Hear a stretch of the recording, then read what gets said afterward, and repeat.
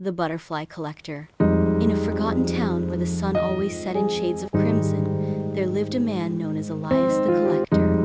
No one truly knew where he came from, or why he never aged, but the villagers whispered of his peculiar obsession collected butterflies.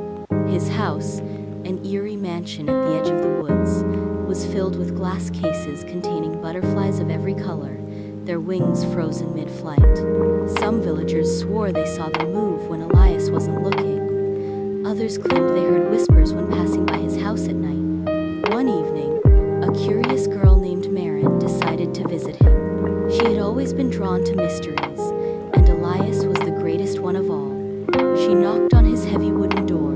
It creaked open on its own. Inside, the air smelled of honey and something metallic. Elias stood in the center of the room, his dark eyes locking onto her immediately. "You shouldn't be here," he said. "I just wanted to see the butterflies," Maren replied, her gaze flickering to the glass cases lining the walls. Elias hesitated, then stepped aside. "Then look." Maren moved closer, her breath catching in her throat. These butterflies were unlike any she had ever seen. Their wings shimmered unnaturally, as if woven from moonlight. Some pulsed faintly, like a heartbeat. But the most unsettling part was their eyes. Each butterfly had tiny, human-like eyes staring back at her. Maren turned to Elias, her skin crawling. These aren't normal butterflies." "No," he admitted, "they're not." A slow realization crept over her. "They're alive."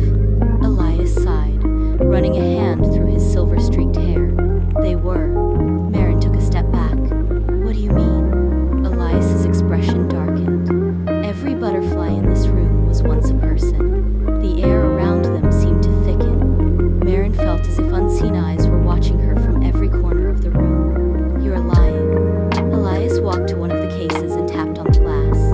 The butterfly inside twitched violently. "I collect souls, Maren. People who make deals they shouldn't. People who seek power, knowledge, immortality.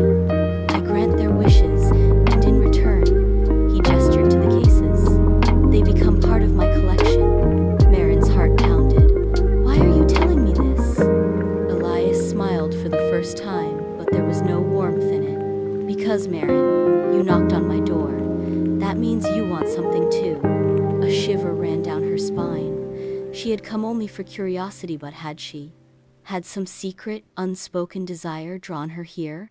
She turned to run, but the door slammed shut. Behind her, the cases rattled, the butterflies inside growing restless.